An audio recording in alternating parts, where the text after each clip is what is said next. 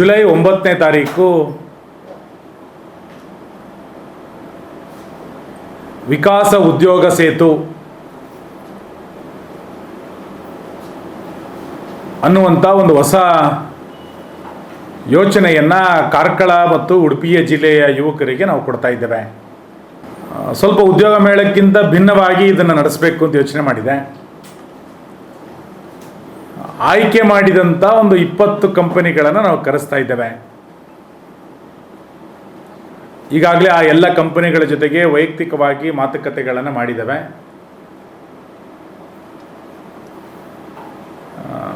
ವಿಶೇಷವಾಗಿ SLC, PUC, degree, ITI ಮತ್ತು polytechnic, ಈ ರೀತಿ ಗ್ರಾಮೀಣ ಪ್ರದೇಶದಲ್ಲಿರುವಂತಹ ಯುವಕರಿಗೆ ಉದ್ಯೋಗಕ್ಕೆ ಬೇಕಾದಂಥ ಒಂದು ನೆರವನ್ನು ಕಲ್ಪಿಸಿಕೊಡುವಂಥದ್ದು ಈ ಉದ್ಯೋಗ ಸೇತುವಿನ ಕಾರ್ಯ. ನೇರವಾಗಿ ಆ ಯುವಕರು ಯುವತಿಯರು 9ನೇ ತಾರೀಕಿನ ಸಂದರ್ಶನಕ್ಕೆ ಬರಬೇಕು, ಸಂದರ್ಶನದಲ್ಲಿ ಭಾಗಿಗಳಾಗಬೇಕು ಅನ್ನುವಂಥ ವಿನಂತಿಯನ್ನು ನಾನು ಮಾಡ್ತೇನೆ. ಇದರ ಸದುಪಯೋಗವನ್ನು ದೊಡ್ಡ ಪ್ರಮಾಣದಲ್ಲಿ ನಮ್ಮ ತಾಲೂಕಿನ ಜಿಲ್ಲೆಯ ಯುವಕರು ತೆಗೆದುಕೊಳ್ಬೇಕು ಅನ್ನುವಂಥ ವಿನಂತಿಯನ್ನು ಕೂಡ ನಾನು ಮಾಡ್ತೇನೆ. 1,000 ಅರ್ಜಿಗಳನ್ನು ನಾವು ಮಿತಿಗೊಳಿಸ್ತಾ ಇದ್ದೇವೆ. ಯಾಕೆಂದರೆ ಬೆಳಗಿಂದ ಸಂಜೆಯ ತನಕ ಸಾವಿರಾರು ಸಂಖ್ಯೆಯಲ್ಲಿ ಬಂದರೆ ಇಂಟ್ರ್ಯೂವನ್ನು ಮಾಡಲಿಕ್ಕೆ ಸ್ವಲ್ಪ ಕಷ್ಟ ಸಾಧ್ಯ. ಹಾಗಾಗಿ ಮೊದಲ ಬಂದಂಥ 1,000 ಅರ್ಜಿಗಳಿಗೆ ಆದ್ಯತೆ. ಅರ್ಜಿಯನ್ನು ಈಗಾಗಲೇ ನಾವು ಪೋರ್ಟಲಲ್ಲಿ ಲಿಂಕನ್ನು ಸಾರ್ವಜನಿಕವಾಗಿ ಪ್ರಕಟ ಮಾಡ್ತಾ ಇದ್ದೇವೆ. ಅದನ್ನು ಓಪನ್ ಮಾಡಿ ತಕ್ಷಣ ಪ್ರಾಥಮಿಕವಾದಂಥ ವಿಷಯಗಳನ್ನು ಅದಕ್ಕೆ ಕೊಟ್ಟು ಅದಕ್ಕೆ ನೋಂದಣಿಯನ್ನು ಮಾಡಬೇಕು. ನಂತರ 9ನೇ ತಾರೀಕು ಸಂದರ್ಶನದಲ್ಲಿ ಅವರು ಭಾಗಿಯಾಗಬೇಕು ಅನ್ನುವಂಥ ವಿನಂತಿಯನ್ನು, ಅವಕಾಶವನ್ನು ಇದರಲ್ಲಿ ಕಲ್ಪಿಸಿಕೊಟ್ಟಿದೆ.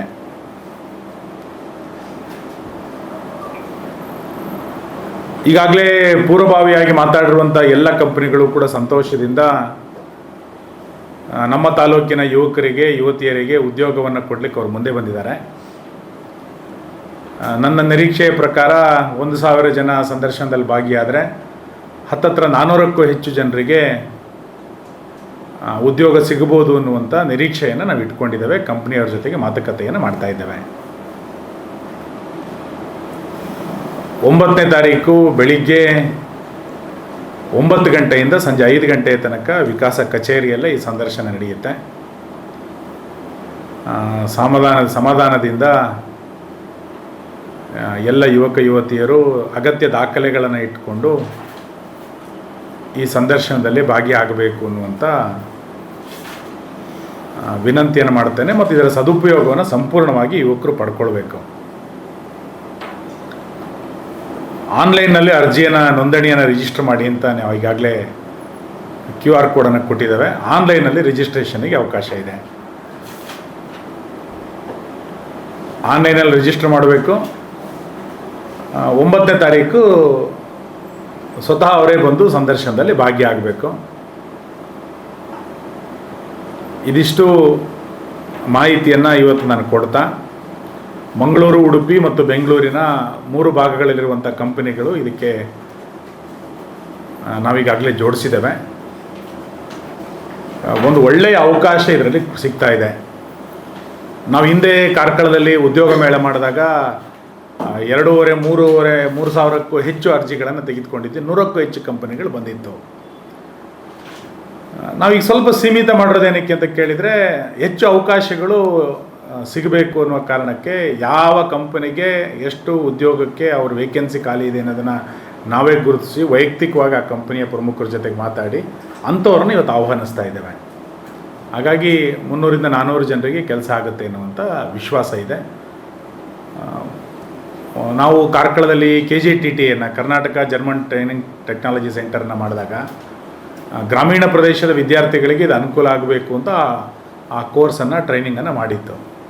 ಸಂತೋಷ, ನಮಗೆ ಗೊತ್ತಿದೆ ಸುಮಾರು 600-700ಕ್ಕೂ ಹೆಚ್ಚು ಜನ ಪ್ಲೇಸ್ಮೆಂಟ್ ಆಗಿದೆ ಈಗಾಗಲೇ ಆ ಕಾಲೇಜಿನ ಮುಖಾಂತರ.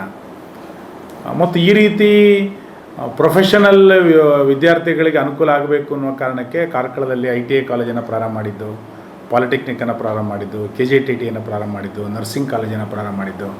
ಇವೆಲ್ಲವೂ ಕೂಡ ಕಾರ್ಕಳದ ಯುವಕರಿಗೆ ಅನುಕೂಲ ಆಗಬೇಕು ಅಂತಲೇ ನಾವು ಇದನ್ನು ಮಾಡಿದ್ದು.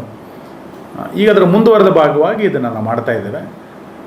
ನಾನು ಮತ್ತೆ ವಿನಂತಿ ಮಾಡ್ತೇನೆ, ಈ ಸದುಪಯೋಗವನ್ನು ವಿದ್ಯಾರ್ಥಿಗಳು ವಿಶೇಷವಾಗಿ ಪಾಸ್ಔಟ್ ಆಗಿರುವಂಥವ್ರು, ಡಿಗ್ರಿ ಓದ್ತಾ ಇರೋರೇ ಬಂದರೆ ಮತ್ತು ಕಷ್ಟ, ಡಿಗ್ರಿ ಪಾಸ್ಔಟ್ ಆಗಿರುವಂಥವ್ರು, PUC ಓದಿ ಮತ್ತು ಇನ್ಯಾವುದೋ ನಮಗೆ ಮಾಡೋಕ್ಕಾಗ್ತಾ ಇಲ್ಲ ಅನ್ನುವಂಥ ವಿದ್ಯಾರ್ಥಿಗಳು ಇದಕ್ಕೆ ಬಂದರೆ ತುಂಬ ಅನುಕೂಲತೆಗಳಾಗುತ್ತೆ ಎನ್ನುವಂಥ ವಿಶ್ವಾಸ ಇದೆ.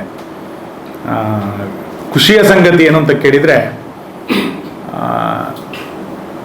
MNC ಕಂಪನಿ ಬೆಂಗಳೂರಿನಲ್ಲಿ ಏನವ್ರು ಬರ್ತಾ ಇದ್ದಾರೆ, ವಿದ್ಯಾರ್ಥಿನಿಯರು ಯಾರಿಗೆ ಅವರು ಪ್ಲೇಸ್ಮೆಂಟ್ ಆಗುತ್ತೆ ಅವರಿಗೆ ಉಚಿತವಾದಂಥ ವಸತಿ ಸೌಲಭ್ಯವನ್ನು ಕೊಡ್ತೇವೆ ನಾವಲ್ಲಿ. ಇದರ ಸದುಪಯೋಗವನ್ನು ವಿದ್ಯಾರ್ಥಿನಿಯರು ವಿಶೇಷವಾಗಿ ಯುವತಿಯರು ಪಡ್ಕೊಳ್ಬೇಕು. ಉದ್ಯೋಗ ಕೊಡೋದಲ್ಲೇ ಉಚಿತವಾಗಿ ವಸತಿ ಸೌಲಭ್ಯವನ್ನು ಕೊಡುವಂಥದ್ದು. ಇದನ್ನು ಯಾವತ್ತೂ ಯಾವ ಉದ್ಯೋಗ ಸೇತು ಅಥವಾ ಉದ್ಯೋಗ ಮೇಳದಲ್ಲಿ ಯಾರೂ ಕೂಡ ಮಾಡಿರಲಿಲ್ಲ.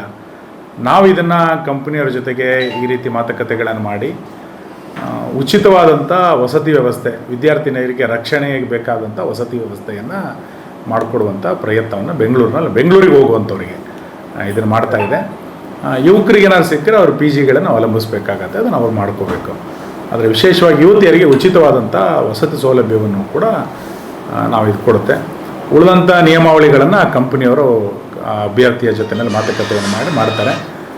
ನಾನು ವಿನಂತಿ ಮಾಡೋದು ವಿದ್ಯಾರ್ಥಿಗಳಿಗೆ ಏನು ಅಂತ ಕೇಳಿದರೆ, ನಿಮಗೆ ಆಯ್ಕೆ ಮಾಡಿದಂಥ ಆಸಕ್ತಿ ಇರುವಂಥ ಕಂಪ್ನಿಗಳನ್ನು ಆಯ್ಕೆ ಮಾಡಿಕೊಂಡು ದಯಮಾಡಿ ಬನ್ನಿ. ನಂತರ ನಿಮ್ಮ ಅನುಭವ ಎಕ್ಸ್ಪೀರಿಯೆನ್ಸ್ ಆಧಾರದಲ್ಲಿ ಆಮೇಲೆ ಉಳಿದ ಕಂಪನಿಗಳಿಗೆ ಹೋಗ್ಲಿಕ್ಕೆ ನಿಮಗೆ ಅವಕಾಶ ಇರ್ತದೆ. ಇತ್ತೀಚೆಗೆ ಏನಾಗಿದೆ ಅಂತ ಕೇಳಿದರೆ, ಎಲ್ಲ ಕಂಪ್ನಿಯವರು ಎಕ್ಸ್ಪೀರಿಯೆನ್ಸ್ ಕೇಳೋದು, ಅನುಭವ ಕೇಳ್ತಾರೆ. ನೀವು ಎಲ್ಲೂ ಕೆಲಸನೇ ಮಾಡಲಿಲ್ಲ ಅಂದರೆ ಅನುಭವ ಎಲ್ಲೂ ಕೂಡ ಸಿಗಲಿಕ್ಕೆ ಸಾಧ್ಯ ಇಲ್ಲ. ಹಾಗಾಗಿ ತಕ್ಷಣ ಅನುಭವಕ್ಕೋಸ್ಕರ ಕಂಪನಿಗಳಿಗೆ ಬಂದು ಜಾಯ್ನ್ ಆಗಿ ನಿಮಗೆ ಇಷ್ಟೆಲ್ಲ ಸೌಲಭ್ಯಗಳನ್ನು ವಿಕಾಸ್ ಸೇವಾ ಸಂಸ್ಥೆ ಮಾಡಿಕೊಡ್ತಾ ಇರುವಂಥದ್ದು ನಮ್ಮ ತಾಲೂಕಿನ ಯುವಕರಿಗೆ ಅನುಕೂಲ ಆಗಲಿ ಅನ್ನೋ ಕಾರಣಕ್ಕೆ. ಕರಾವಳಿ ನಾಡಿ ಸುದ್ದಿ ಸಂತೆಯಲ್ಲಿ ಸತ್ಯದ ಜ್ಯೋತಿ.